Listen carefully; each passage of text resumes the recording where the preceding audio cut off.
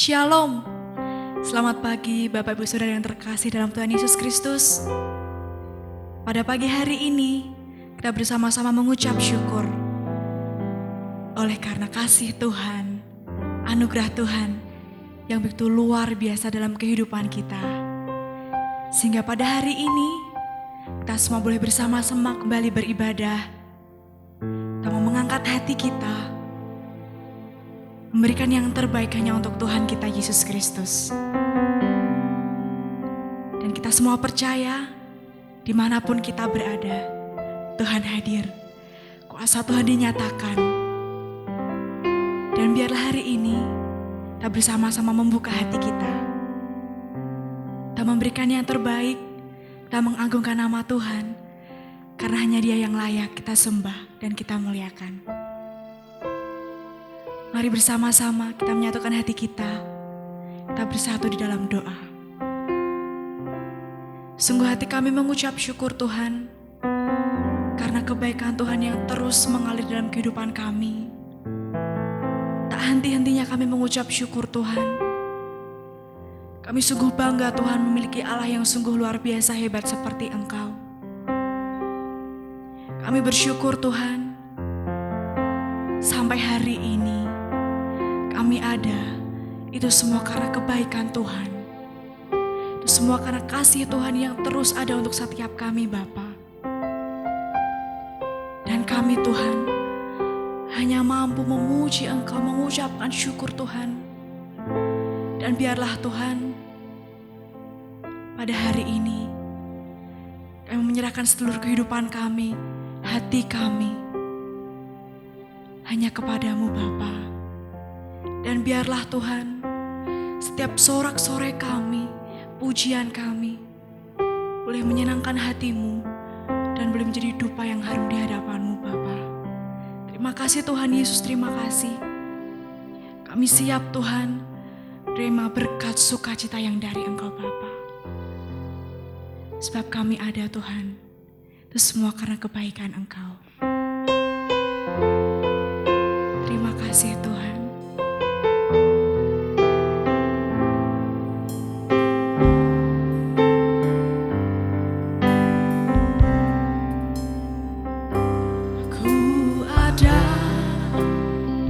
Sebab anugerah-Mu, ku ada karena kasih-Mu, Tuhan Yesus.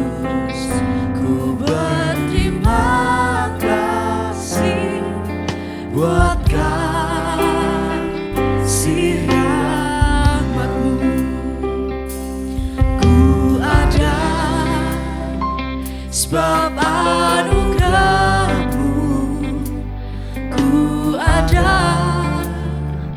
karena kasih-Mu, Tuhan Yesus.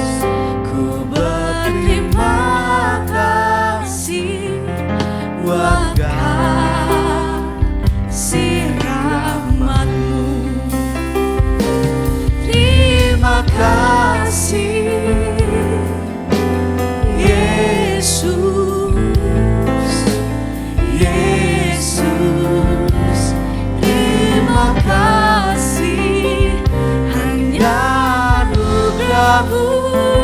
buat hidupku sekarang.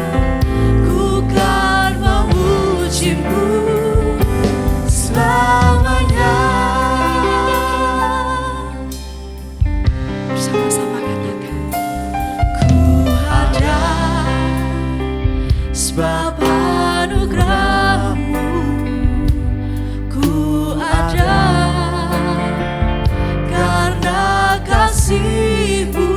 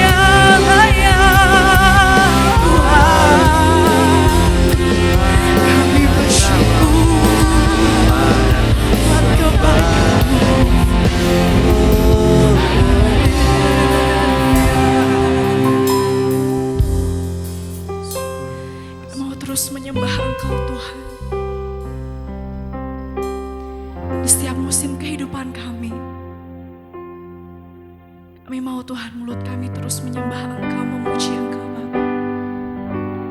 Karena Engkau sungguh Allah yang perkasa, Engkau Allah yang ajaib dan nyata untuk setiap kami Bapa. Terima kasih Tuhan Yesus. Dan ini setiap seruan hati kami Bapa. Haleluya Yesus.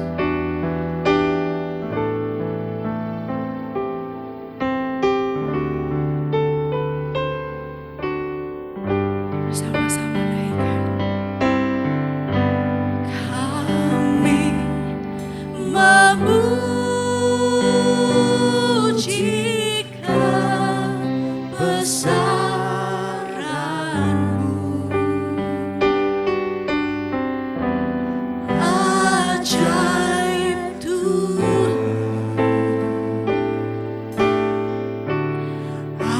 ajaib Tuhan. Kami memuji kebesaran-Mu, ajaib Tuhan,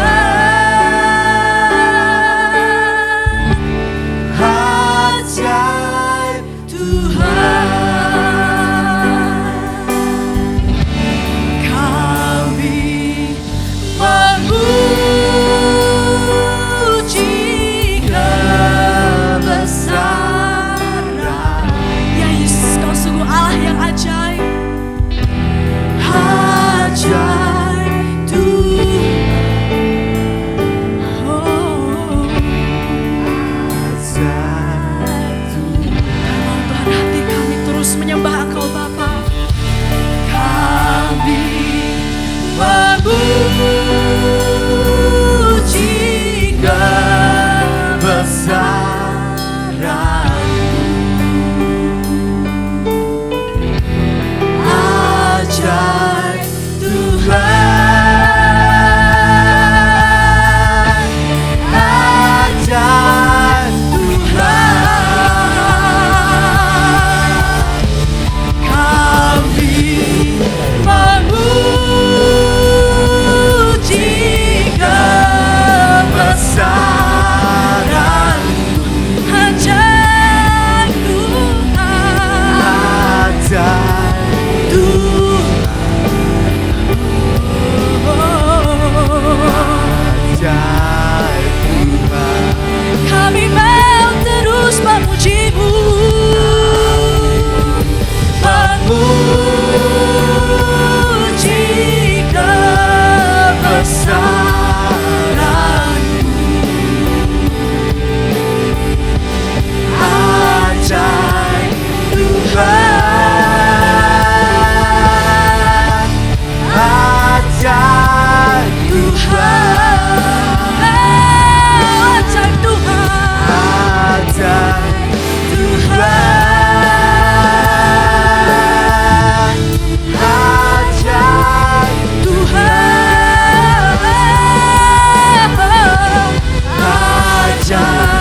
Tuhan,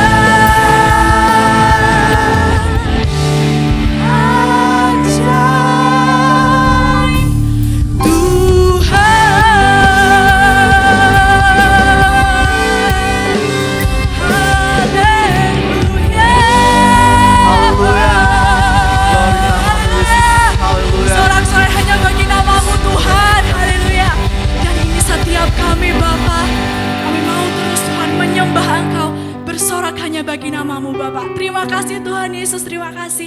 Kami siap memberikan yang terbaik. Dan mari kita sama-sama yang percaya katakan amin, haleluya.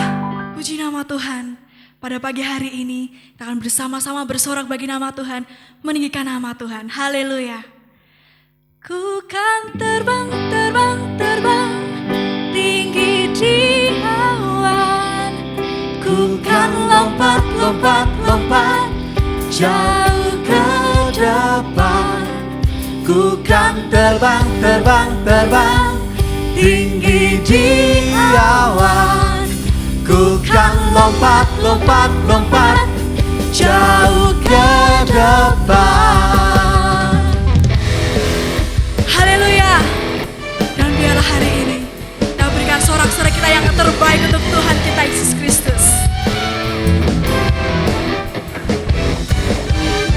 Firman-Mu Tuhan, kita bagi kakiku. Janji-Mu terang bagi jalan-jalanku.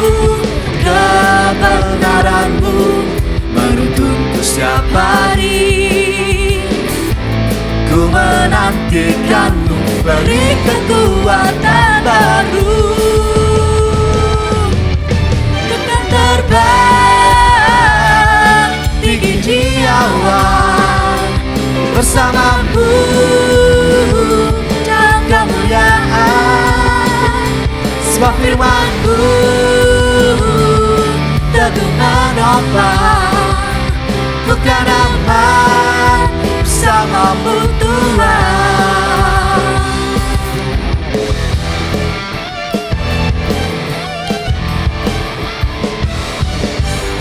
Firman-Mu Tuhan, kita bagi kakiku. Janji-Mu terang bagi jalan-jalanku. Kebenaran-Mu menuntunku setiap hari. Ku menantikan-Mu, beri kekuatan baru. Ku kan terbang tinggi di awan bersama-Mu dalam kemuliaan. Sebab firman-Mu teguh menopang. Ku kan aman bersama-Mu Tuhan. Ku kan terbang tinggi di awan bersama-Mu dalam kemuliaan. Sebab firman-Mu teguh menopang. Ku kan aman bersama-Mu Tuhan.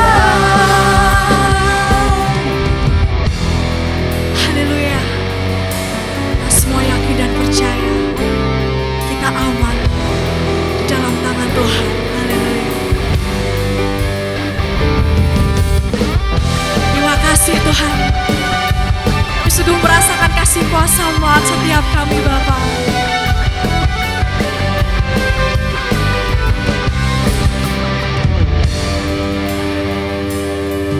Terbang tinggi di awan bersama-Mu dalam kemuliaan. Sebab firman-Mu teguh menopang. Ku kan aman bersama-Mu Tuhan. Ku kan terbang tinggi di awan bersama-Mu dalam kemuliaan. Sebab firman-Mu teguh menopang. Ku kan aman bersama-Mu Tuhan. Ku kan aman bersama-Mu Tuhan. Ku kan aman bersama-Mu Tuhan.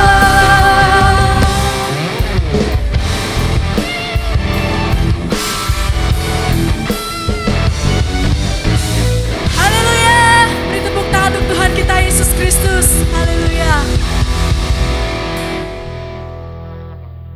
Dan biarlah kita selalu meninggikan nama Tuhan,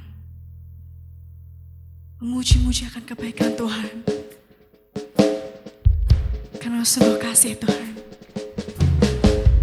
yang mempesona setiap kita. Terima kasih Tuhan, kuasa-Mu sungguh nyata Bapa.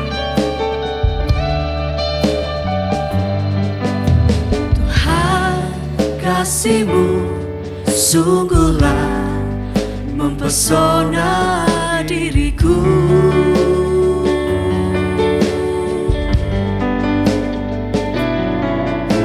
Tuhan, kuasa-Mu sungguhlah menggetarkan hatiku.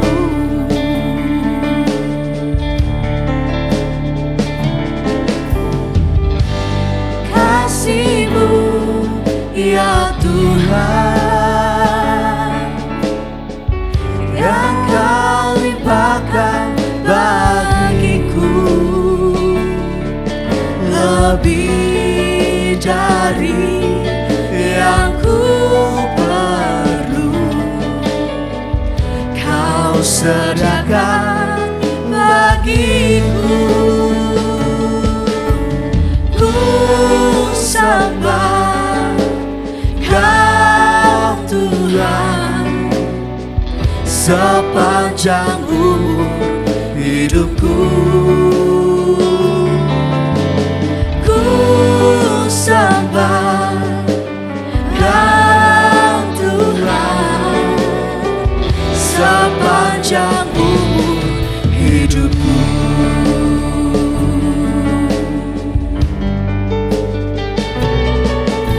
Tuhan, kasih-Mu sungguhlah mempesona diriku. Ini ucapan syukur kami kepadamu Tuhan. Tuhan, kuasa-Mu sungguhlah menggetarkan hatiku.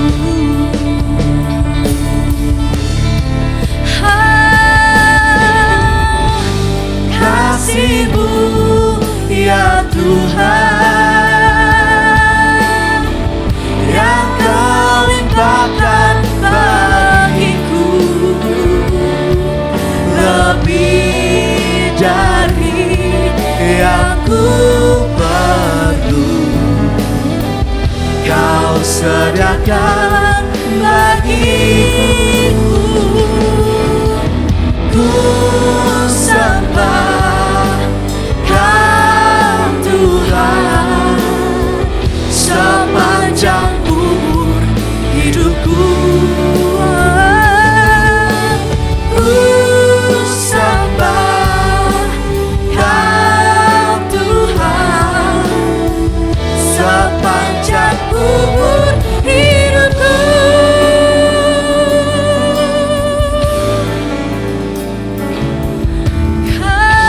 Kasih-Mu Tuhan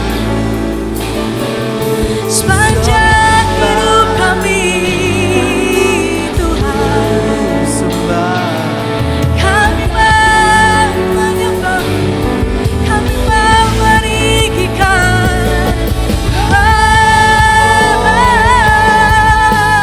tinggikan Engkau selamanya.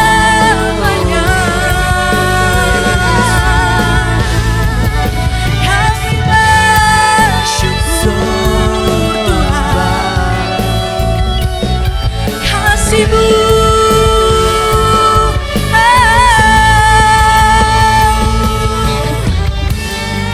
kasih-Mu ya Tuhan, Ya Yesus, yang Kau limpahkan bagiku,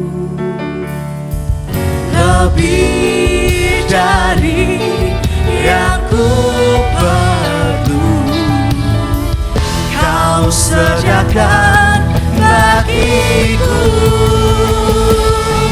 Ku sembah Kau Tuhan sepanjang umur hidupku. Ku sembah Kau Tuhan sepanjang umur hidupku. Sepanjang umur hidupku.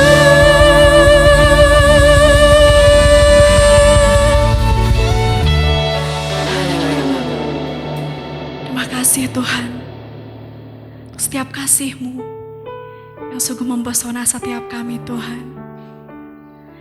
Kami mau terus Tuhan sepanjang kehidupan kami hanya menyembah Engkau Tuhan. Kami mau Tuhan dalam kehidupan kami selalu mengandalkan Engkau, menempatkan Tuhan dalam kehidupan kami Bapa. Dan hari ini Tuhan, menyiapkan hati kami untuk kami bersama-sama menerima kebenaran firman-Mu Bapa. Kami percaya Tuhan, berkati setiap kami, pakai hati kami, telinga kami, agar setiap kebenaran firman-Mu boleh tertanam dalam setiap kehidupan kami. Dan setiap kami Tuhan boleh menjadi pelaku-pelaku firman-Mu Bapa. Terima kasih Tuhan Yesus. Kami sungguh bersyukur, kami sungguh bersuka cita menyambut berkat kebenaran firman-Mu Bapa. Terima kasih Tuhan, hanya di dalam nama Tuhan Yesus kami siap. Kami sungguh mengasihi-Mu Bapa. Haleluya. Amin. Shalom Bapak Ibu, puji Tuhan kembali kita boleh bertemu. Dan hari ini kita mengikuti ibadah online di bulan Februari. Minggu pertama dari ibadah kali ini disertai dengan perjamuan suci. Bapak Ibu perlu tahu bahwa firman yang saya sampaikan ini melalui pergumulan-pergumulan apa yang harus saya siapkan dan disampaikan tentunya. Jadi pesan Tuhan yang sangat kuat yang harus saya sampaikan untuk bulan Februari dan seterusnya adalah untuk mengingatkan Bapak Ibu dan saya sendiri tentunya bahwa kita harus menyiapkan diri karena waktunya sudah sangat dekat. Beberapa hari yang lalu saya menerima info dari teman-teman, grup teman-teman yang mengatakan bangsa Israel bersiap akan membuka pintu Yerusalem bagian timur. Dan selama berabad-abad tidak berani. Karena tidak ada pesan kuat yang akan mereka lakukan. Tetapi isunya ini akan dibuka. Dan ini menggenapi apa yang dikatakan dalam kitab Yehezkiel. Artinya Tuhan sudah di depan mata. Bangsa Israel sudah merasakan itu. Cuma kapan memang tidak tahu, Alkitab tidak menulis. Tetapi dengan informasi ini, saya makin diteguhkan. Ini harus disampaikan kepada jemaat untuk bersiap sedia atau berjaga-jaga karena waktu kedatangannya sudah sangat dekat. Nah tentunya sesuai dengan iman kita sebagai orang Kristen, kita tidak akan melihat Tuhan Yesus datang ke Israel itu nanti kita diangkat dulu. Ya, Tuhan menjemput kita di awan-awan yang seringkali diistilahkan rapture. Dan rapture ini tidak ada jeda waktu, kloter-kloternya itu tidak ada. Dikatakan dalam Alkitab seperti kilat memancar ketika sangkakala dibunyikan seperti kilat memancar. Jadi sekejap yang Tuhan pandang siap untuk diangkat itu terangkat, ya, yang tidak ketinggalan. Nah, yang ketinggal itu yang mengalami masa aniaya di zaman Antikris. Nah, itulah sebabnya saya ingin menyampaikan sesuai dengan pewahyuan dan isu-isu yang sudah saya dengar ini yang meneguhkan bahwa kita tidak ada waktu lagi untuk santai-santai. Itulah sebabnya tahun 2021 ini saya dengan pewahyuan Roh Kudus tentunya menekankan tentangnya gambar diri sebagai warga kerajaan Allah ini kita bangun. Ya, mulai Februari dan seterusnya sesuai dengan tuntunan hikmat yang Tuhan berikan kepada saya akan menyampaikan bahwa waktu dan kedatangannya itu sudah sangat dekat. Nah, berbicara tentang kedatangan Tuhan itu dari perjanjian lama yang ditulis para nabi maupun perjanjian baru itu sudah seringkali dikhotbahkan, tetapi saya akan menyampaikan sesuatu yang simpel, sederhana supaya kita bisa memahami. Ya, sebab kalau yang di Perjanjian Lama itu harus perlu penafsiran. Ya, tetapi kalau dalam Perjanjian Baru, apa yang dikatakan Tuhan kepada para muridnya itu sangat sederhana. Saya hanya menguraikan seperti apa, peristiwa-peristiwa apa yang sudah terjadi. Ya, baik, kita akan membaca terlebih dahulu dalam Matius pasal 24 ayat 3, 4, dan 5. 3 ayat ini akan saya sampaikan dan saya nanti akan mencari ayat lain di kitab Perjanjian Baru, ya, supaya kita melihat peneguhannya. Ya, ada referensi di kitab lain dalam Perjanjian Baru, di Petrus, di Timotius, itu akan saya sampaikan. Nah, saya akan bacakan terlebih dahulu Matius 24 ayat 3, 4, dan 5. Firman Tuhan berkata demikian. Ketika Yesus duduk di atas bukit Zaitun, datanglah murid-muridnya kepadanya untuk bercakap-cakap sendirian dengan dia. Kata mereka, katakanlah kepada kami, bila manakah itu akan terjadi dan apakah tanda kedatanganmu dan tanda kesudahan dunia. Ada dua hal, yaitu tanda kedatanganmu dan tanda kesudahan dunia. Nah, kesudahan dunia itu nanti, itu ada kaitannya dengan kitab Wahyu. Ya, Wahyu pasal 6 nanti akan saya mencoba menguraikan berdasarkan seperti apa. Dan kebanyakan ketika kitab Wahyu itu menceritakan tentang meterai. Ya, meterai dibukakan. Meterai pertama kuda putih, kedua kuda hitam, 3 merah dan 4 hijau, belang-belang kuning, ya seperti itu. Dan selanjutnya itu ayat selanjutnya dalam kitab Wahyu itu kita tidak mengalami kecuali yang ketinggalan. Kalau ketinggalan maka akan mengalami itu. Ya, sangkakala ke-5, ke-6, cawan murka Allah 1-7 itu yang mengalami hanya mereka yang ketinggalan.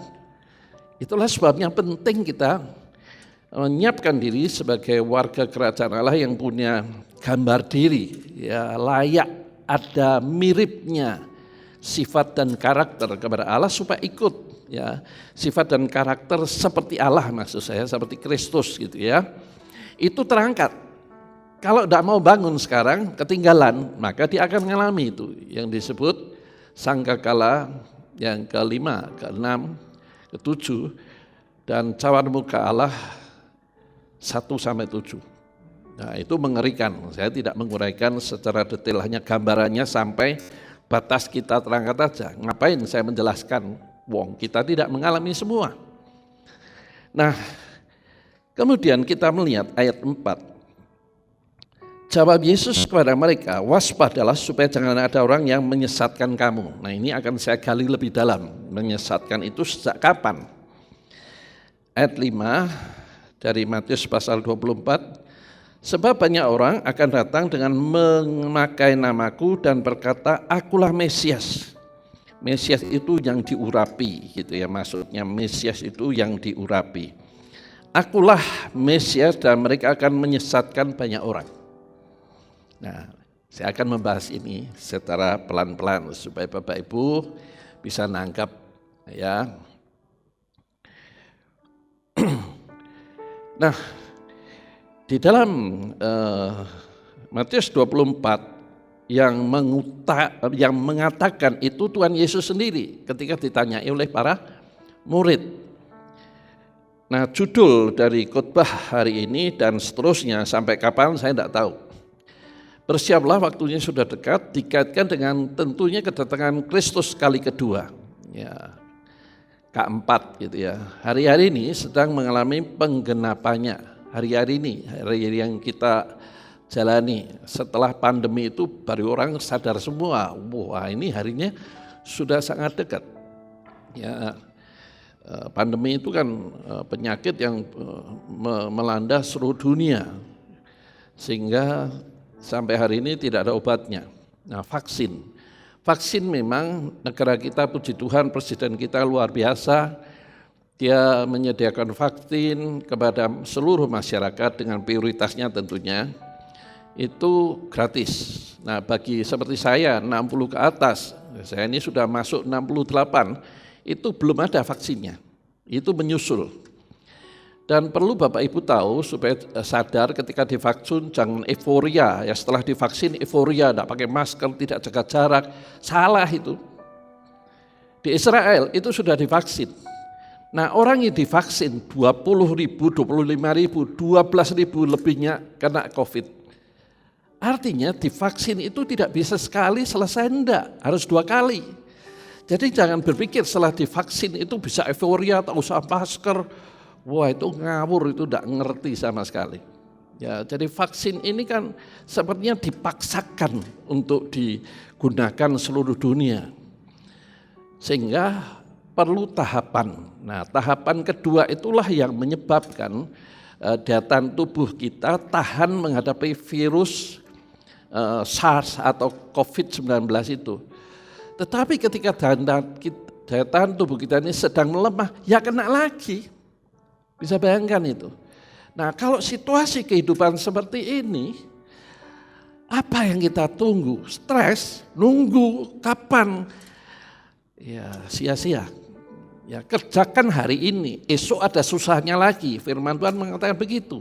Nah hari ini apa yang bisa kita kerjakan? Tentunya sebagai anak Tuhan, ya kehidupan rohani yang harus kita bangun. Ya mimpi boleh, silakan saja, mimpi tidak bayar. Ya, besok tahun depan selesai. Saya kasih tahu ya, 1,5 tahun belum selesai. Dari tahun 2021 belum selesai. Nah, saya ngomong ini bukan karena saya ini ahli medis, enggak. Saya hanya mendengarkan, ya kan di media itu kan banyak sekali profesor yang ngomong. Jadi 1,5 tahun itu COVID-19 itu belum bisa selesai diatasi. Bisa bayangkan?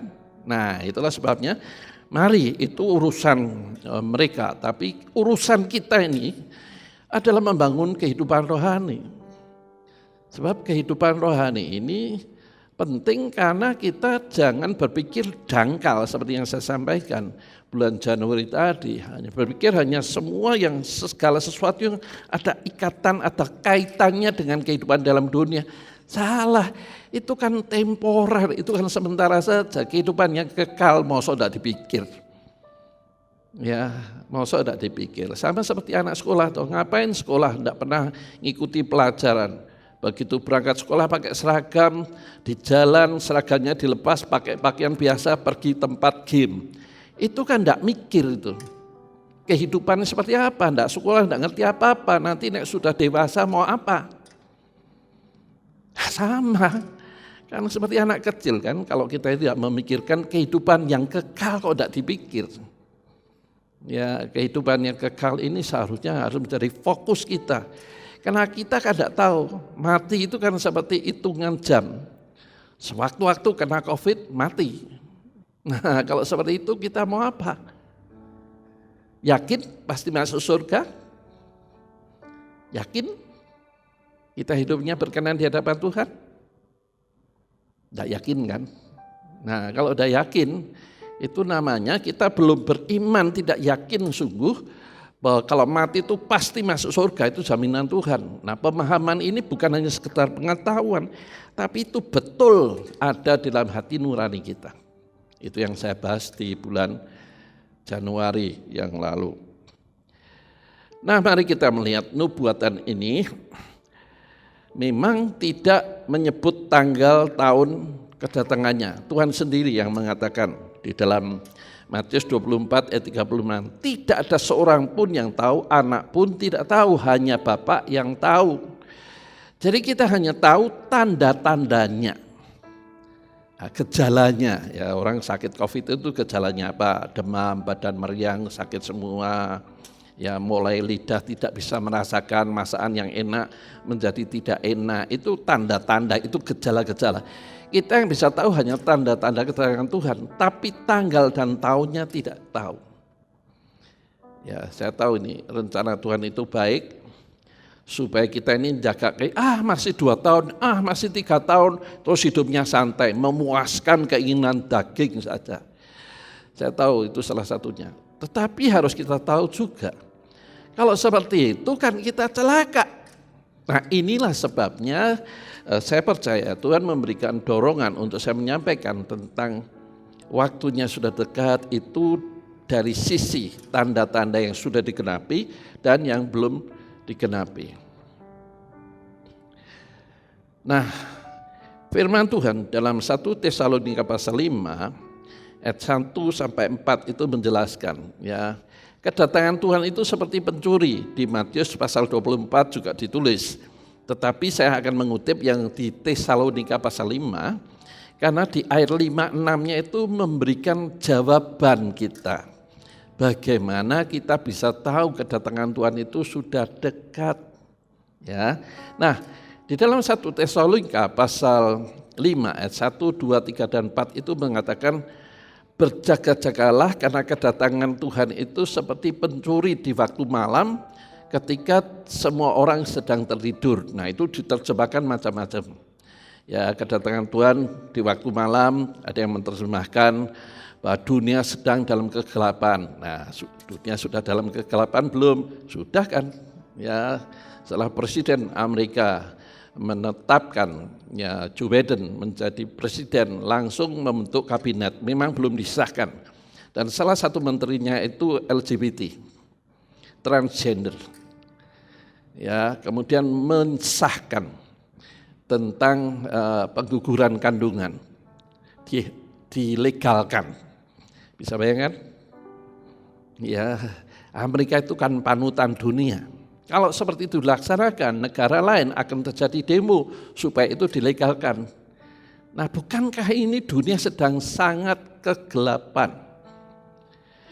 Nah, di dalam kalimat, di dalam 1 Tesalonika pasal 5 ayat 1 sampai 4 itu menjelaskan kedatangan seperti pencuri. Pencuri datang ketika penghuninya tidur.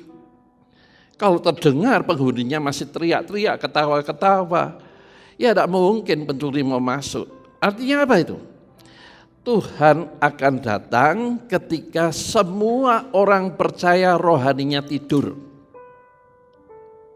Ya, saya akan mempertajam tentang ayat 5 dan 6-nya. Di dalam 1 Tesalonika pasal 5 ayat 5 dan 6, tidak demikian bagi orang percaya yang hidupnya dalam terang. Terang itu menuntun kekristenan itu masalah rohani. Ya, saya tekankan kekristenan itu masalah rohani, bukan lahiriah saja, tekanannya rohani. Nah, kalau kita ini hidup dalam terang, roh kita diterangi, hati nurani kita ini dimurnikan, disucikan, dipisahkan dari pengaruh falsafah dunia, itu tahu. Ya, contohnya hari-hari ini beredar video klip yang mengatakan bahwa jangan mau disuntik vaksin. Katanya itu ada zat yang menyebabkan orang berubah DNA, ya, menyebabkan orang jadi tidak punya kerinduan menyembah Tuhan lagi. Itu kan konyol, itu kan masalah lahiriah. Mosok masalah lahiriah bisa mempengaruhi yang rohani? Bapak Ibu pasti tahu membangun kehidupan rohani itu kan tidak mudah. Sulit bayar harganya. Dengan mengeratkan manusia lama, daging aku itu disalibkan. Sampai kita mengatakan hidupku bukan aku lagi, tapi Kristus yang hidup dalam hidupku. Itu kan masalah rohani. Nah, saya memberi contoh seperti ini. Bagaimana dengan orang yang stroke? Lupa semua. Bagaimana dengan orang yang Alzheimer atau demensia? Tidak ngerti, aku sudah makan belum? Baru 1 jam aja diletakkan piringnya sudah ngomong, aku belum makan. Sehingga keluarga yang merawat itu merasa malu. Karena setiap tamu mengatakan belum makan. Itu demensia. Nah, kalau seperti itu, orang aja tidak kenal, terus selamat enggak? Ya tetap selamat. Karena itu kan masalah jasmani, lahiriah itu tidak bisa mempengaruhi yang rohania. Karena rohania itu dibangun oleh kuasa Roh Kudus. Jadi kan kalau kita tidak bangun kehidupan rohani, hidup dalam terang, ya ikut bingung. Oh, jangan suntik, nanti kita tidak kenal Tuhan, tidak selamat. Itu kata siapa? Lah ini dari Amerika apa? Amerika itu semua rohaninya bagus semua. Ya, mari kita hidup dalam terang. Sehingga kita peka melihat tanda-tanda zaman itu kalau kita hidup dalam terang. Kalau kita tidak hidup dalam terang, tidak mudeng. Seperti tadi, tertidur rohaninya. Sehingga pencuri datang, itu maksudnya iblis datang dalam wujud antikris, tidak tahu, karena tidak sadar rohaninya mati atau tertidur. Jadi orang yang tidak tertidur rohaninya tahu tanda-tanda zaman. Ya, saya tidak menghakimi, saya hanya menjelaskan apa yang tertulis dalam Alkitab. Selama rohani kita itu dibangun, kita ini peka, sadar. Ya, bukan hanya masalah kedatangan Tuhan. Ketika ini kalau rohaninya bangun dengan baik, pergi ke rumah ada setan, terasa enggak? Nah, terasa kan? Nah, itu artinya peka itu seperti itu. Tetapi kaitannya dengan tanda zaman, waktu Tuhan datang kali kedua untuk menjemput kita, maka kita harus hidup dalam terang. Tanpa hidup dalam terang, percayalah, tidak akan tahu. Akan muncul kalimat-kalimat ejekan.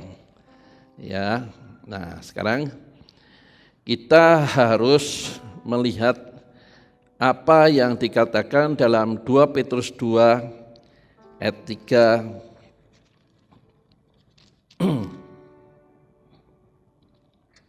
2 Petrus 2 ayat 2 dan 3. Ayat 3 dan 4 maaf.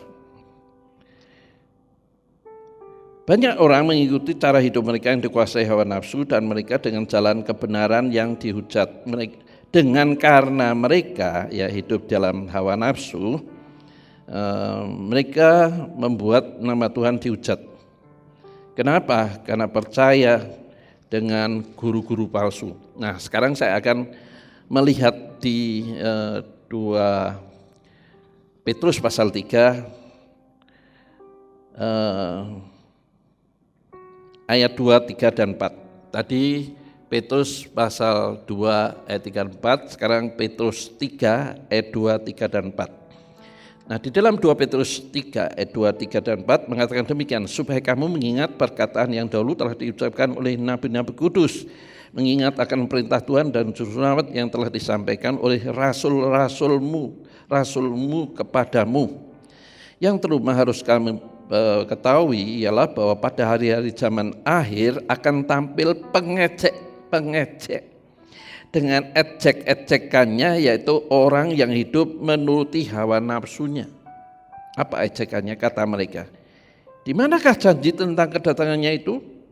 Sebab sejak bapak-bapak leluhur kita meninggal, segala sesuatu tetap seperti semula sampai pada waktu dunia diciptakan.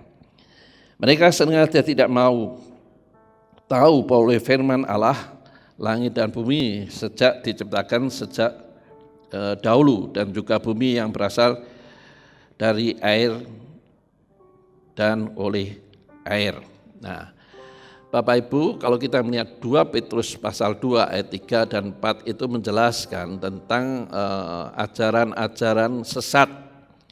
Nah, ajaran sesat yang tujuan ajarannya itu tidak membangun kehidupan rohani jemaatnya, tetapi popularitas diri dan kepuasan daging yang ditonjolkan, yang membuat orang yang mendengar jadi mimpi gitu.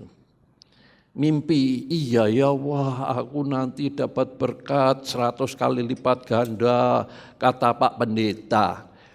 Ya, saya sudah sampaikan tentang gambar diri di bulan Januari yang lalu. Ya, jadi berkat itu datang dengan sendirinya kalau hidup kita ini berkenan. Nah itu tidak disampaikan, ini kan pengajaran sesat sebetulnya.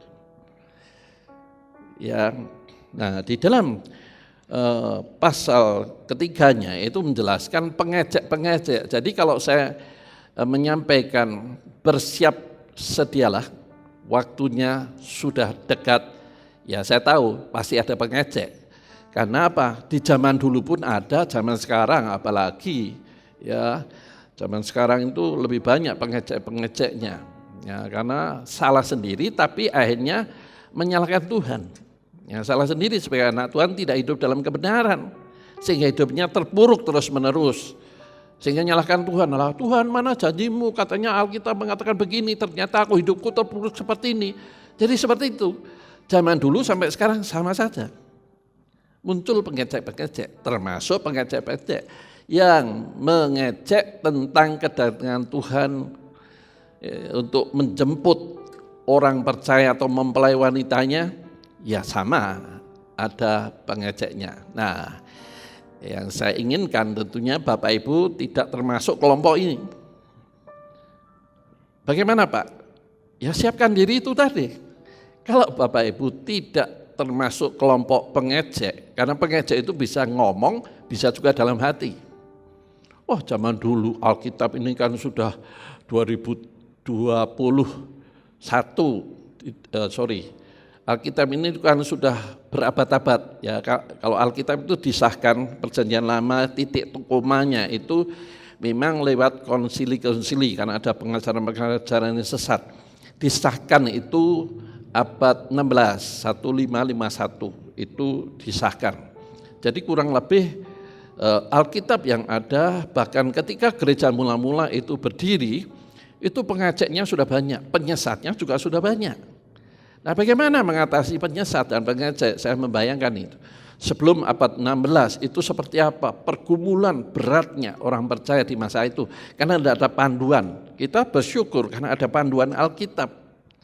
Ya, valid, sudah lewat konsili. Konsili itu persidangan. Ya, memperdebatkan setiap penemuan-penemuan baru yang merujuk atau berkaitan dengan Alkitab. Nah itu namanya konsili-konsili para pakar, teolog-teolog itu.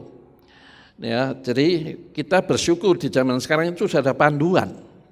Ya, jadi kalau sudah ada panduan kan lebih enak dibandingkan orang percaya di masa Tuhan Yesus pertama kali. Waduh, itu penyesatan luar biasa sekali.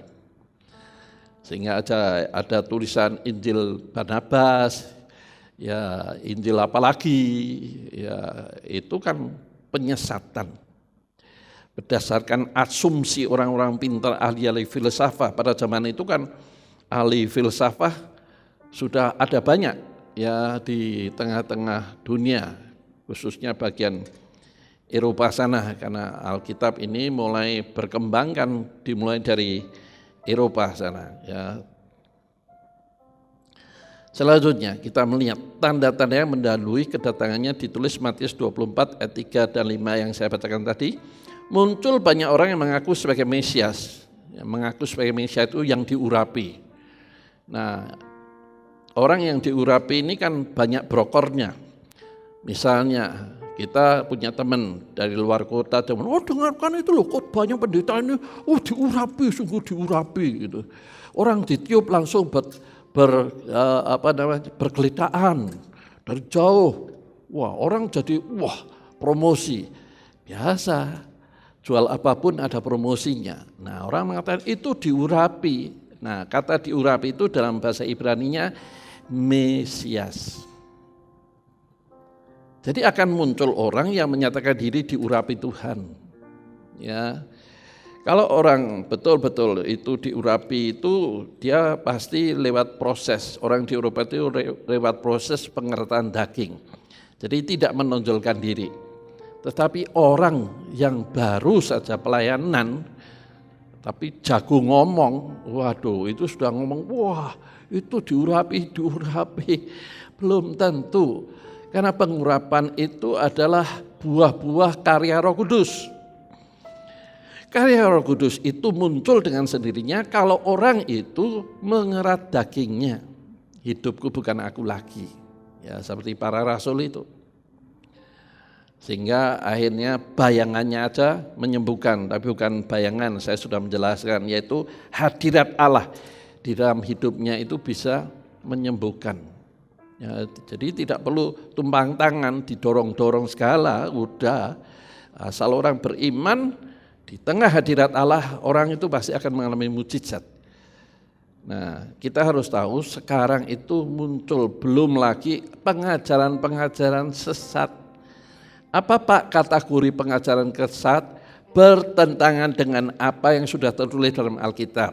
Karena Alkitab ini sudah diperdebatkan 16 abad. Mosok ada orang mengaku, aku dapat pewahyuan baru, spesial. Siapa kamu kok menganggap dirimu spesial? Ini Alkitab ini diperdebatkan 16 abad oleh banyak pakar teolog. Jadi kalau orang mengatakan, aku dapat pewahyuan khusus, Tuhan sayang aku, siapa kamu? Ya, sehingga berani seperti itu. Tapi orang seperti itu banyak penganutnya. Kenapa? Karena orang timur itu paternalis. Senangnya memuja orang, bukan Tuhan. Sehingga akhirnya Tuhan dikalahkan. Lebih menghormati orang itu kalau kita berani menyinggung orang yang dikatakan teman kita itu mungkin mengatakan, oh itu hebat, urapannya luar biasa. Kita nyinggung, orang itu marah. Kalau kita nyinggung Tuhan Yesus malah tidak marah.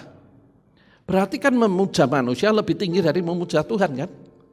Nah ini kelompok-kelompok orang yang jadi pengikut aliran sesat itu seperti itu. Karena dia tidak memuja Tuhan dengan segenap hati. Nanti akan saya tunjukkan ayatnya.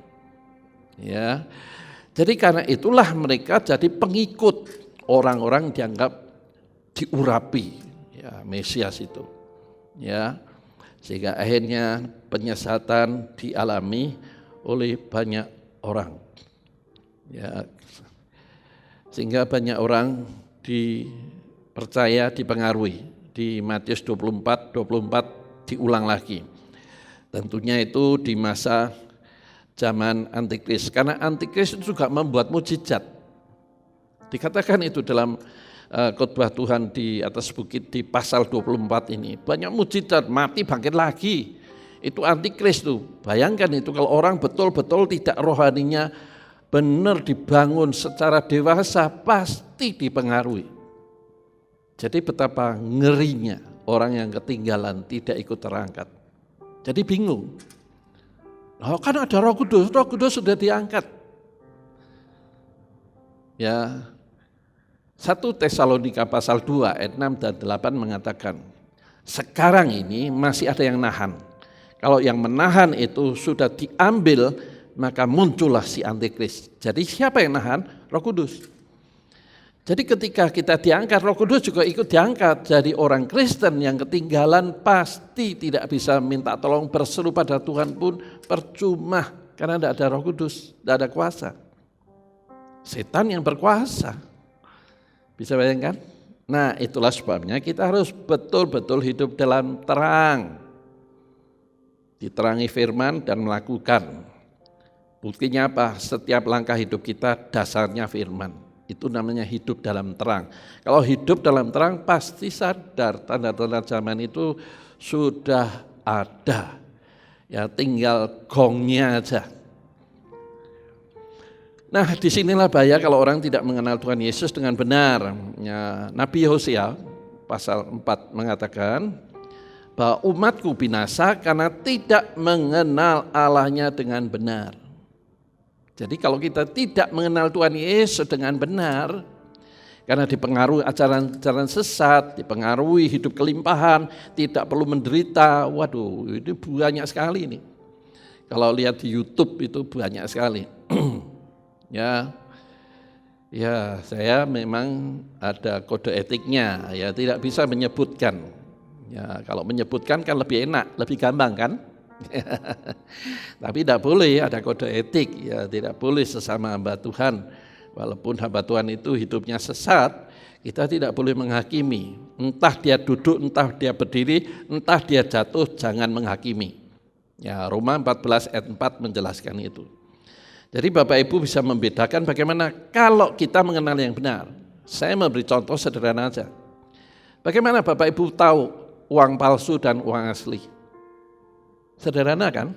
Kalau kita tahu uang asli itu seperti apa, sehingga begitu pegang yang palsu tahu, oh ini palsu.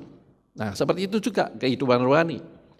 Kalau kehidupan rohani kita ini bangun yang asli, yang betul-betul mengenal Tuhan dengan baik dan benar, ada yang palsu tahu. Ya, mari kita lihat lebih jauh lagi ya. Bagaimana membedakan ajaran asli dan palsu? Yang pertama, melihat buah-buah hidupnya. Ya, buah-buah hidupnya itu apakah hidup dan pelayanannya membuat nama Tuhan dimuliakan, atau namanya yang ditonjolkan, atau namanya yang terkenal. Sehingga jalannya aja berdiri mukanya ke atas, tidak lihat kiri kanan gitu. Yang mana? Nah kan mudah kan, itu namanya kedagingannya masih kuat. Nah kalau kedagingannya masih kuat, ngomong apapun tidak usah didengar, fokus pada firman Alkitab aja. Ya, kalau kita belum betul mengenal Tuhan dengan baik dan benar, mudah dipengaruhi. Ya seperti kita melihat beberapa waktu yang lalu, orang disugesti, ATM-nya dikoras, itu kan orang bingung kan. Kalau orang tidak bingung, tidak mungkin dong. Nah kenapa bingung? Karena itu sudah disugesti. Kalau kamu seperti ini, kamu nanti sore dapat uang 100 kali lipat. Jadi dagingnya kan dimanjakan, serakahnya muncul. Ya, termasuk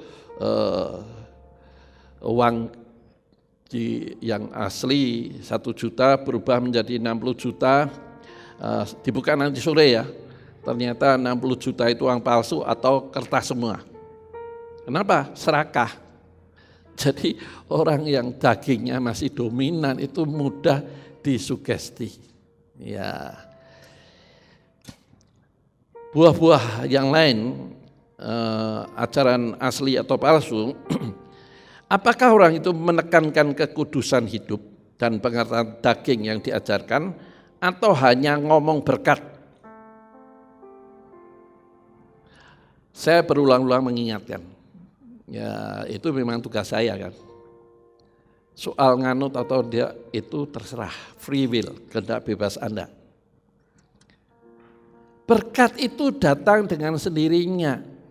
Nah saya ngomong gini bukan karena saya lebih tahu dari yang lain, enggak, karena Alkitab. Saya sekali lagi ngomong tentang Alkitab.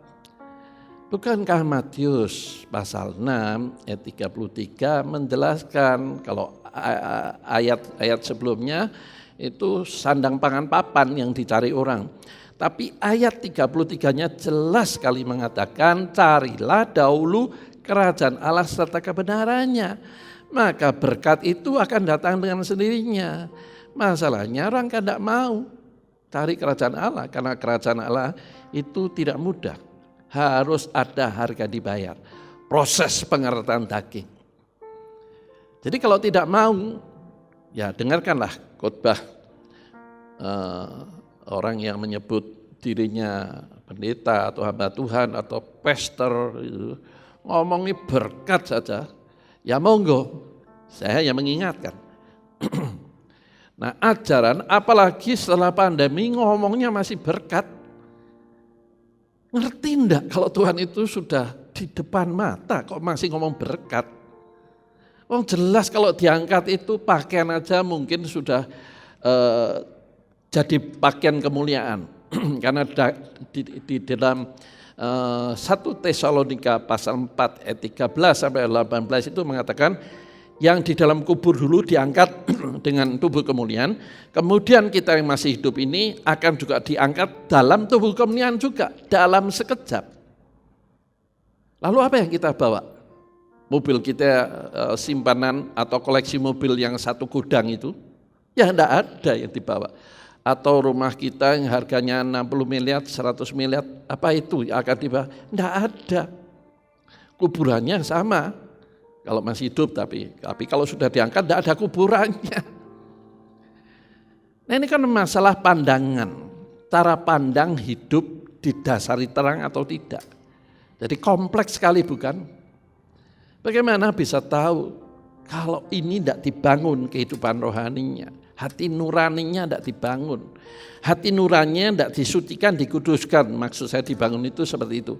Dipisahkan dari hati nurani, kepingin sugih, kepingin urip penak. Waduh, pakai merek branded, kalau tidak branded rasanya tidak percaya diri. Ini kan manusia dagingnya belum dibangun. Kalau manusia dagingnya disalibkan, yang penting dipakai, tidak bikin tubuh dingin kan selesai. Ya, tentunya kualitasnya yang baik, tidak perlu harus pakai sepatu yang nilainya 100 juta lah. 100 juta itu kan bisa menghidupi berapa ribu orang itu. Nah, itu kan cara pandang. Cara pandang hasil dari mana? Hati nurani yang sudah dibersihkan. Kalau hati nuraninya belum dibersihkan, tidak akan mudeng. Nah, itu yang disebut 1 Tesalonika 5 itu tertidur rohaninya. Ya. Susah ya, saya ngomong susah memang. Karena saya sudah menggembalakan sudah 25 tahun secara saharnya diresmikan, tapi sebelumnya itu 7 tahun saya membimbing jemaat lokal ya, tapi tanpa jabatan itu 6-7 tahun. Jadi selama 31 tahun, 32 tahun saya melihat ternyata menjadi orang percaya yang tumbuh rohaninya itu tidak bisa dipaksakan. Ya, saya cuma menyampaikan saja, tidak maksa. Ya, kehendak bebas, Tuhan aja tidak maksa, apalagi saya. Ya, tidak perlu marah, tidak usah sedih. Ya, kenapa? Karena itu kehendak bebas, tidak bisa dipaksa. Kecuali robot tinggal diprogram. Kita kan bukan robot, tidak bisa dipaksa. Kalau tidak ada kerelaan, tidak akan terjadi perubahan. Jadi intinya yang penting itu adalah ajaran yang menuntun untuk mengenal kebenaran supaya orang itu tumbuh dewasa. Tetapi kalau membiarkan yang penting datang, yang penting datang cuma anggota jemaat tumbuh dengan cara dijemputi pakai mobil segala, itu kan manusia daging semua itu. Saya tidak mengejar itu, ya banyak yang mengatakan, Pak, gerejanya sudah tahun 80 sampai sekarang belum dibangun, ngapain? Masih cukup sebelum ada pandemi kan 2 kali. Kalau jemaat tumbuh, ya bisa 3 kali, bisa 4 kali, ngapain harus bangun? Nah sekarang pertanyaannya, yang bertanya seperti itu, gedungnya bisa nampung 2.000-3.000 orang, berapa maintenance biaya perawatannya? Dan sekarang kira-kira biaya perawatannya ada nanggung enggak? Enggak kan, tabungannya dibuka kan. Jadi berpikir yang jernih, bukan didasari keakuan, kepingin diwah populer, bangga, itu enggak zamannya lagi, itu sudah masa lalu. Jangan kita seperti itu. Keinginan boleh karena kita masih manusia daging. Bukan berarti saya ini sudah manusia tubuh jasmani, enggak, masih manusia daging. Bisa marah, bisa jengkel, bisa kepingin, bisa. Tapi ada pengekangnya, yaitu penguasaan diri. Ya, saya boleh makan apa saja, tapi bukan pemakan segala. Ya tahu juga makan, tapi sedikit aja. Jangan jadi hobi makan yang merusak bait Allah. Ada penguasaan diri. Ya. Jadi kalau berbicara tentang kehidupan rohani, kita melihat tentang penyesatan. Nah, sekarang Bapak Ibu kita melihat berdasarkan Timotius pasal 3 ayat 1 sampai 7. Ya. Saya bacakan secara cepat. Ketahuilah bahwa pada hari-hari terakhir akan datang masa yang sukar. Sekarang sukar enggak? Ya, secara umum banyak yang sukar, kecuali orang kaya. Orang kaya itu yang punya vendor internet meningkat 2-3 kali lipat. Hampir semua menggunakan internet. Nah itu jelas uangnya tidak usah kerja naik sendiri ya. Tetapi yang kerja susah, apalagi kalau kerja berdasarkan kredit bank, waduh itu susah sekali. Ya, berarti ini sudah masuk kan masa-masa yang sukar. Kemudian ayat 2-nya, manusia akan mencintai dirinya sendiri dan menjadi hamba uang. Mencintai diri sendiri egois. Jadi kalau tidak dibangun rohaninya ya egoisnya yang ditondolkan. Ya, namanya pendeta aja banyak yang egois. Apalagi yang bukan pendeta. Pendeta itu artinya bukan karena jabatannya lebih tinggi, enggak. Pendeta itu kan banyakan baca Alkitab, ngerti firman, tapi belum tentu mengerat dagingnya, apalagi yang enggak ngerti firman. Bisa bayangkan ya? Ya susah sekali kan. Hamba uang, jadi ukurannya uang. Kalau saya ini jalan kaki, naik bis, sama yang naik mobil, Mercy, yang dijemput saya atau yang naik mobil Mercy? Ya jelas yang naik mobil Mercy, ya bukan saya yang turun dari angkot. Nah itu artinya kan orang menilai dari uangnya, menghargai seseorang dari berapa banyak uangnya. Ini kan manusia duniawi sekali. Dan hari ini kita melihat berontak pada orang tua dan tidak tahu berterima kasih dan tidak memperdulikan agama. Ibadah lewat online saya tidak tahu apakah seluruh jemaat mengikuti, tapi saya pernah tanya kepada seorang tua, ngikuti ibadah online enggak? Sejak pandemi tidak pernah. Kenapa enggak ngikuti, enggak punya kuota? Yang punya uang, kenapa? Tidak ngerti, saya jadul, tidak bisa mengolah, buka internet gimana, beli kuota. Nah anaknya tidak ngajari, enggak. Anda bisa bayangkan? Jadi 10 bulan ini banyak jemaat yang tidak mengikuti ibadah online. Itulah sebabnya saya berusaha ngasih teks. Kalau teks dikirimkan lewat HP, ya bukanya kalau HP-nya tidak ada kuotanya kan ya tidak bisa. Iya ya Pak, kenapa ya? Tapi saya tidak punya uang. Nah berapa lama kamu jadi orang Kristen? Masuk seperti ini Tuhan tidak memberkati. Berarti kan Anda tidak mencari kerajaan Allah selama ini. Kalau orang yang mencari kerajaan Allah diberkati kan? Pasti digenapi, pelaku firman pasti ngalami janji Tuhan. Karena Tuhan tidak pernah ingkar janji. Tuhan pun mengatakan langit bumi boleh lenyap, tapi apa yang saya katakan akan saya genapi. Luar biasa kan? Nah Amsal 10 ayat 6 menjelaskan, orang benar itu berkatnya ada di atas kepalanya. Jadi kalau kita sepronos prene jadi orang Kristen uripe benar, pasti diberkati. Jadi jangan nyalakai pendeta nih, kenapa pendeta kalau udah buka nanti kena COVID. Pendeta nih mana nyalakai kok buka, wong COVID meningkat terus. Jadi pendeta itu selalu kena salah. Tidak buka salah, buka ya salah. Terus gimana? Ya wis terima aja. Karena sudah jadi pendeta itu artinya komitmen terima hal-hal yang buruk. Pendeta itu kan seperti tong sampah. Terimanya hanya yang jelek-jelek. Ya bukan berarti saya mengukur semua jemaat seperti itu, enggak. Ya banyak yang baik sehingga saya hidup tidak kekurangan, berkelimpahan sampai tambah gendut kan sekarang. Ayat 3, tidak tahu mengasihi. Ya, jadi kalau ngomong orang tidak menghormati orang tua, ini hari ini di Bandung itu ada anak menuntut ayahnya 3 miliar ke pengadilan. Bisa bayangkan itu. Apa orang ngerti biar cilik piye ngono lho. Ya. Ketika sakit orang tua itu terima, ndak tidur, lihat anaknya itu masih hidup. Coba bayangkan itu, ndak mikir ya. Kok berani nuntut orang tua sejelek-jeleknya orang tua, apalagi ibu.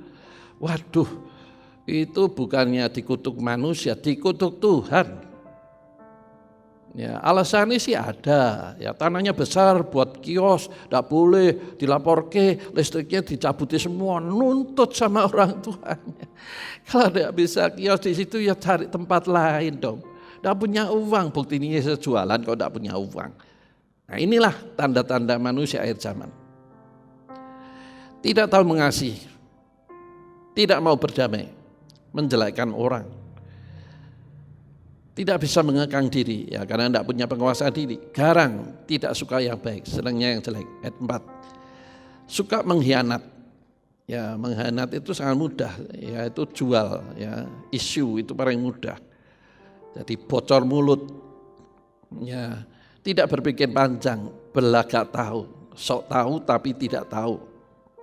Menuruti hawa nafsu dan daripada menuruti Allah. Ayat 5. Secara lahiriah mereka menjalankan ibadah mereka, tetapi pada hakikatnya mereka memungkiri kekuatan ibadah. Kekuatan ibadah itu apa? Perubahan hidup, kuasa firman. Nah, seringkali kita ini terjebak dengan masa lalu, budaya.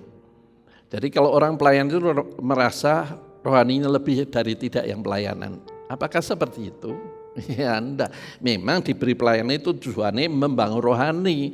Sebab pelayanan tanpa urapan ya tidak ada bedanya dengan action yang ada di dunia. Ya tayangan, kegiatan, aktivitas di dunia hanya skill yang ditonjolkan, ya bukan urapannya.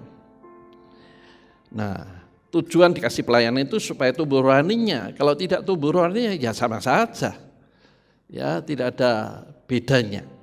Itu artinya memungkiri kekuatannya.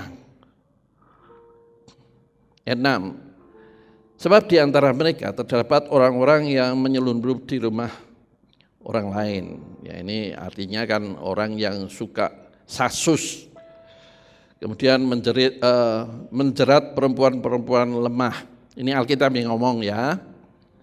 Ya maaf ya. Biasa yang senang sasus siapa? Yang paling mudah dengar isu langsung diunggah siapa? Alkitab yang ngomong perempuan-perempuan tapi yang lemah. Tapi Bapak Ibu kan bukan perempuan lemah, jadi jangan tersinggung. Bapak Ibu adalah perempuan kuat. Setiap menerima informasi video dilihat, dikonfirmasi, tidak mudah diunggah. Kalau mudah diunggah itu namanya lemah. Bapak Ibu kan tidak seperti itu kan? Amin. Dan syarat dengan dosa. Karena senang rumpi, senang menjelekan orang, di depan hahaha, di belakang ngomong dan berbagai nafsu. Kalau lihat video klip Bapak Ibu mungkin belum terima, saya terima, ketawa sendiri. Ya, karena ibu-ibu tidak berani keluar takut kena Covid, maka di rumah pakai pakaian yang mewah, pakai tas, pakai sepatu, apa? Nyapu. Jadi kesenangan pakai pakaian mewahnya tidak hilang walaupun dalam rumah, begitu maksudnya. Aduh, ayat yang terakhir. Yang walaupun selalu ingin diajar namun tidak pernah dapat mengenal kebenaran. Nah, susah kan? Inilah tanda-tandanya akhir zaman itu seperti ini. Fenomena jemaat tidak suka ajaran sehat, senang ajaran yang memuaskan keinginan daging saja. Jemaat suka cari pengkhotbah yang lucu, cerita dongeng, keibatan dirinya sepanjang khotbah, jadi kesaksian hidupnya aja. Ya, yang ceritakan dirinya, akunya dari awal sampai akhir mungkin ratusan kali. Akhirnya jemaat tidak tunduk kepada kehendak Tuhan karena hanya memenuhi keinginannya mendengar isu-isu, mendengar cerita-cerita yang bombastis. Itu ditulis 2 Timotius 4 ayat 3 dan 4, mencari-cari, mengumpulkan, apalagi yang punya uang. Ya, punya uang, ruangnya besar, kudanya kosong, ya diundang aja pembicara top, diundang aja pemain musik, penyanyi, dan datang ke rumahnya. Itu kan banyak di kota besar. Di sini tidak ada, di kota kecil tidak ada. Beruntung ya, sehingga kita tidak akan mendengar hal-hal seperti itu. Timotius 4 ayat 1. Tetapi roh dengan tegas mengatakan bahwa di waktu-waktu kemudian ada orang yang akan murtad lalu mengikuti roh-roh penyesat dengan ajaran-ajaran setan. Ajaran setan itu, waduh, kalau ini perlu sesi tersendiri. Ajaran setan itu sederhananya begini. Semua yang bertentangan dengan Alkitab walaupun itu dikatakan Tuhan yang ngomong itu sesat. Korintus menjelaskan. Dikatakan barang siapa mengajarkan yang bukan Injil Kristus terkutuk. Nah, tetapi kalau orang tidak bangun kehidupan rohaninya, dia kan tidak peduli. Yang penting aku puas ngikuti kelompok-kelompok orang yang tidak mau diatur oleh Tuhan tentunya. Ya. Nah, itu yang susah di situ. Hari-hari terakhir saya mendapatkan banyak klip, tapi saya sudah mengunggah di grupnya itu. Hati-hati ini jelas ngawur. Karena dalam klip itu menjelaskan bahwa dia mendapatkan pewahyuan apa yang ditulis di dalam Injil Yohanes yang mengatakan seandainya semua diceritakan maka tidak ada cukup kitab untuk menulis peristiwa ketika Tuhan hidup melayani di antara murid. Jadi ini yang saya sampaikan adalah apa yang tidak tertulis di dalam Alkitab. Dari mana? Ilham roh. Wah, lebih hebat dari para pakar yang berdiskusi lewat konsili kan. Nah, saya ngomong nih, ingat ini sesat. Jadi kalau kita tidak mendengar, mengerti firman yang benar, susah untuk membedakan yang tidak benar. Ya, seperti saya memberi contoh sederhana itu tadi. Kalau kita tidak mengenal uang asli, tidak mungkin kita bisa mengenal uang palsu. Sama kan? Kalau kita tidak mengenal firman yang benar, kita mudah disesatkan oleh ajaran yang sesat. Kok ajaran sesat? Ya, aduh. Gereja itu sebetulnya dibangun dengan cepat, jemaahnya ratusan atau ribuan datang dengan cepat mudah. Apa Pak? Bangun gedung dengan sound system yang bagus, gedungnya AC, kemudian setelah ibadah dikasih makan, masih dikasih bungkusan, datang enggak? Tapi apakah itu yang disebut gereja? Tidak, itu sekumpulan orang yang ingin memuaskan keinginan telinganya aja. Dan tentunya keinginan perutnya. Coba yang di Solo ada itu. Ya, orang lulusan dari luar negeri setelah pensiun ke Solo bikin gereja. Setiap kali pulang datang kasih makan, setelah datang pulang kasih makan, tidak kasih bingkisan memang. Yang datang ratusan, tetapi setelah sekian bulan terasa ternyata income-nya tidak ada. Jadi setelah pulang tidak ada makan, terus datang lagi enggak? Ya enggak. Jadi kita melihat fenomena-fenomena seperti ini, inilah tanda-tanda akhir zaman. Sehingga banyak umat murtad mengikuti roh-roh dan ajaran sesat karena selama jadi umat Tuhan mengabaikan pengenalan akan kehendaknya dan tidak tumbuh rohani karena tidak mengasihi Kristus dengan kasih agape dan terus menciptakan keinginan dagingnya. Mengapa umat bisa disesatkan? Ini yang terakhir.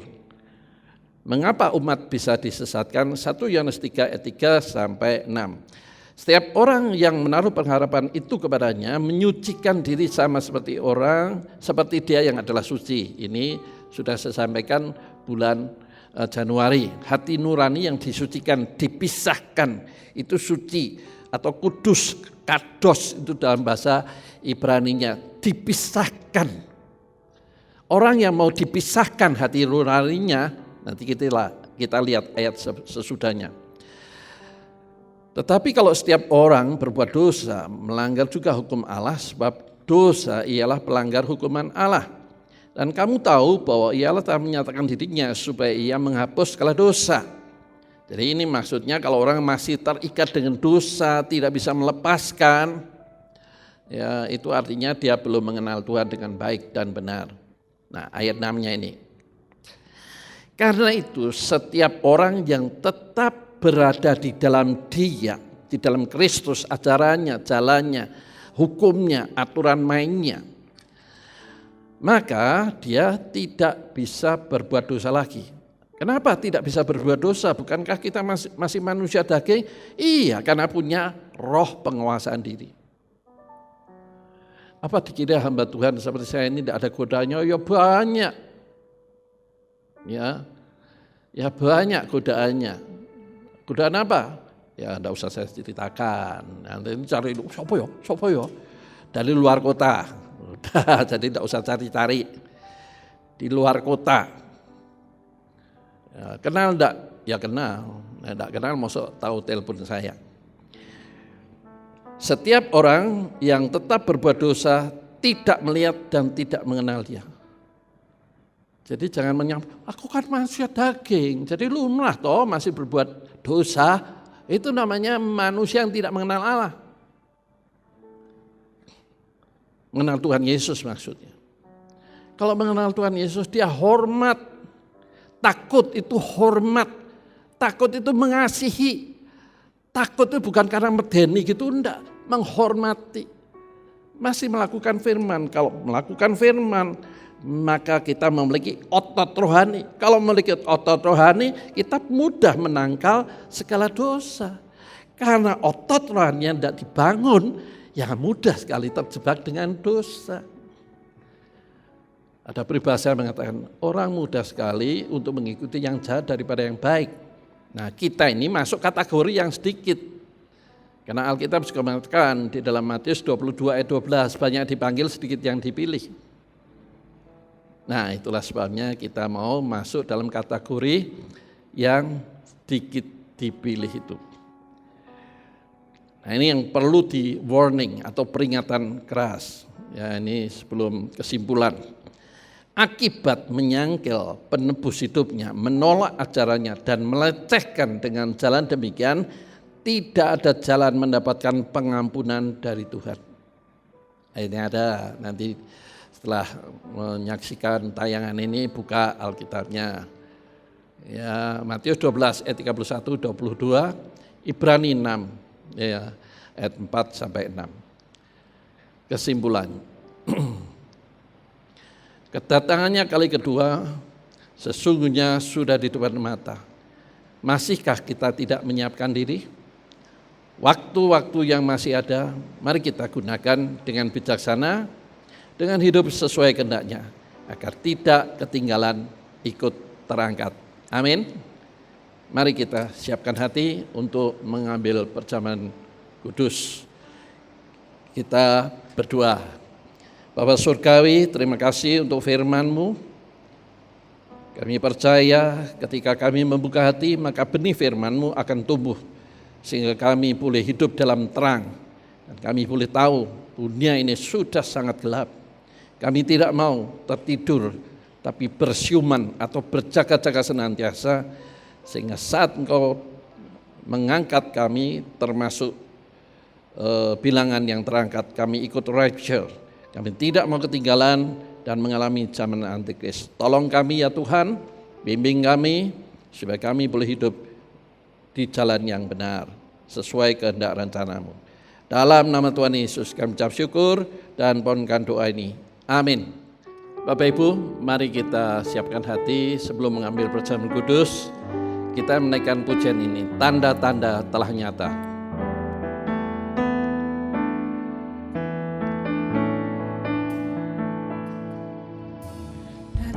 Tanda telah nyata, hujan akhir telah tiba.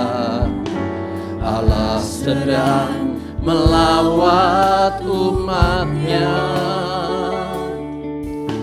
Ladang telah menguning, siap untuk dituai.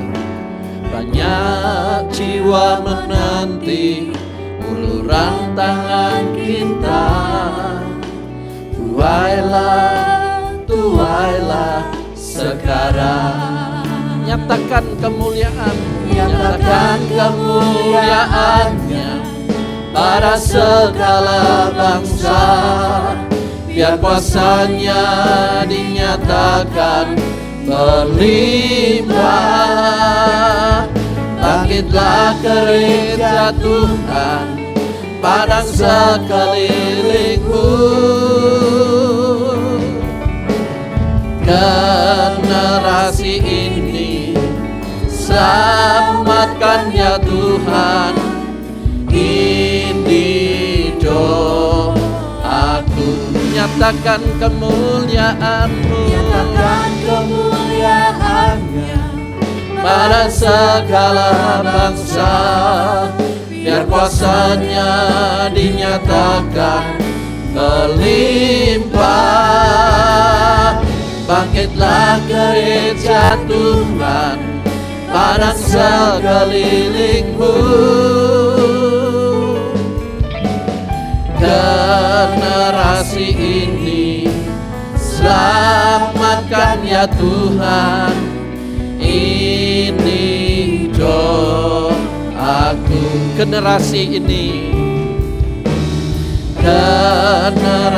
ini selamatkan ya Tuhan, ini doaku.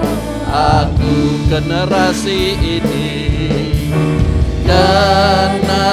ini selamatkan ya Tuhan, ini doaku.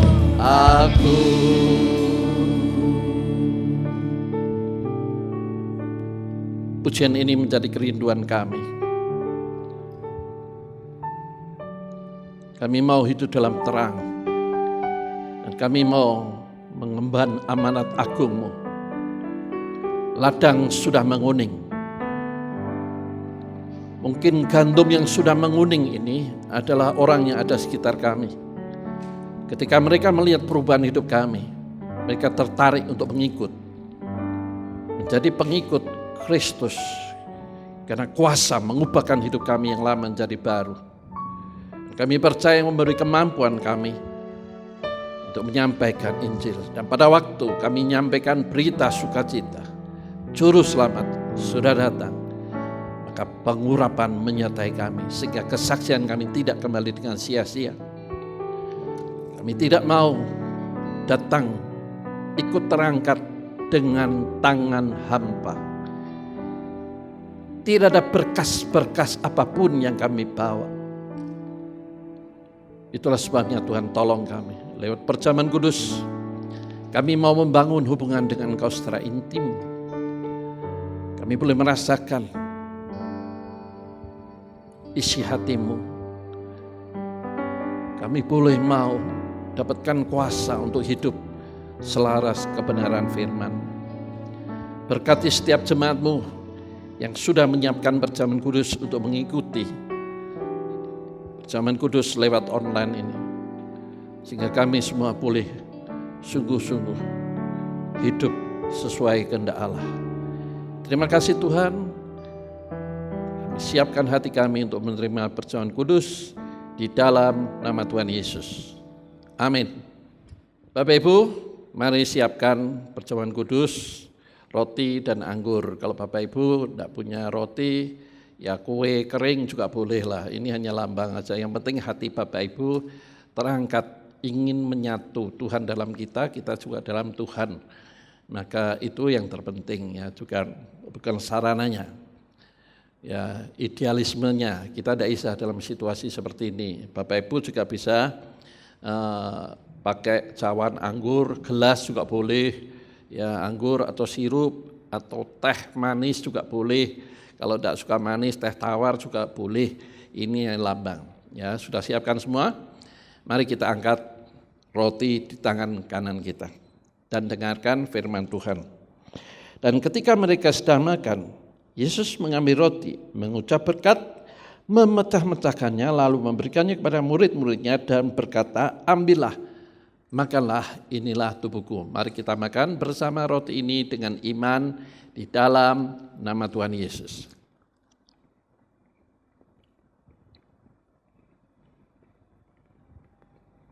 Terima kasih Tuhan. Kami bersyukur karena darah-Mu terpecahkan, supaya kami boleh menyatu dengan Engkau. Kami boleh merasakan pikiran kehendak hati-Mu dalam hati kami, hati nurani kami. Dan kami percaya Tuhan, selama kami hidup, artinya Engkau masih membuka kesempatan untuk kami berbalik dari jalan kami yang tidak benar, untuk kembali hidup di jalan yang benar. Ampuni segala dosa salah kami Tuhan, dan di dalam nama Tuhan Yesus kami mohonkan ini. Sekarang Bapak Ibu kita angkat cawan atau gelas yang Bapak Ibu miliki di rumah dan dengarkan firman Tuhan. Sesudah itu ia mengambil cawan, mengucap syukur, lalu memberikannya kepada mereka dan berkata, "Minumlah kamu semua dari cawan ini, sebab inilah darahku, darah perjanjian yang ditumpahkan bagi banyak orang untuk pengampunan dosa." Mari kita angkat hati dan mohon ampun pada Tuhan. Saya tidak tahu, saya hanya mendukung dalam doa lewat ibadah online ini.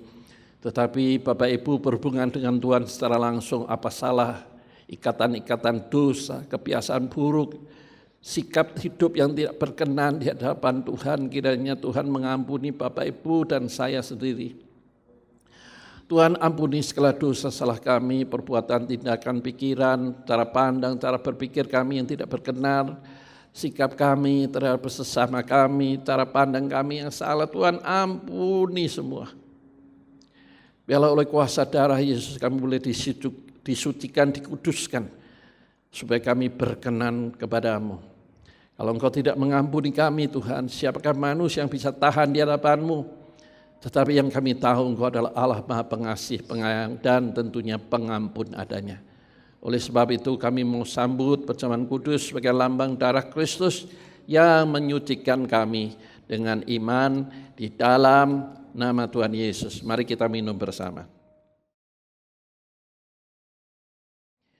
Terima kasih Tuhan, kami boleh merasakan jamahan-Mu, kuasa-Mu sedang bekerja dalam tubuh kami, sehingga sakit boleh mengalami mujizat kesembuhan.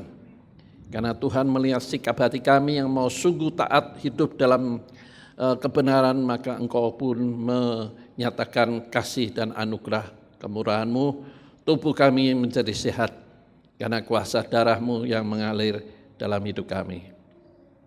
Dan tentunya kami mengucap syukur untuk kesempatan kami boleh mengikuti perjamuan kudus walaupun lewat online. Kami berterima kasih dan semuanya ini kami alaskan di dalam nama Tuhan Yesus. Amin. Bapak Ibu, kita dengarkan pengumuman. Ya, setelah itu baru saya akan mendoakan Bapak Ibu. Pengumuman minggu ini adalah sebagai berikut. Pada masa siaga COVID-19, mari saudara tetap menjaga kesehatan. Kita terus membangun kehidupan rohani secara pribadi maupun bersama keluarga di rumah masing-masing. Tetaplah berdoa untuk keluarga, gereja, kota, bangsa, dan negara kita. Meskipun ibadah kita laksanakan secara online, mari tetap memberikan persembahan seperti ketika kita beribadah setiap minggu di gereja. Persembahan dapat diserahkan kepada bendahara gereja, Bapak Yusa Hartono, melalui rekening atau dimasukkan ke kotak persembahan yang ada di gereja. Gereja buka setiap hari pukul 10 pagi sampai 3 sore. Demikian pengumuman minggu ini, Tuhan Yesus memberkati. Baik, Bapak Ibu, angkat hatimu, angkat tanganmu, saya akan mendoakan dari tempat ini. Bapa Surgawi, berkati jemaat-Mu yang saat ini mengangkat hati, mengangkat tangan di hadapan-Mu. Hamba-Mu hanya mendukung di dalam doa. Kiranya berkat dan rahmat Tuhan yang selalu baru menyertai perjalanan hidup jemaat-Mu yang sungguh-sungguh mau berbalik dan hidup di jalan yang benar. Berkat Allah Bapa, kasih setia dari Tuhan Yesus, dan tentunya pimpinan Roh Kudus yang akan menolong, memimpin, membawa mereka dari satu kemuliaan kepada kemuliaan yang besar, naik dan tidak pernah turun, jadi kepala dan bukan ekor, menyertai jemaat-Mu yang sungguh-sungguh hidup dalam kehendak Allah. Terimalah berkat ini di dalam nama Tuhan Yesus. Setiap kita yang percaya katakan, amin. Tuhan memberkati, sampai ketemu lagi. Ku kan terbang.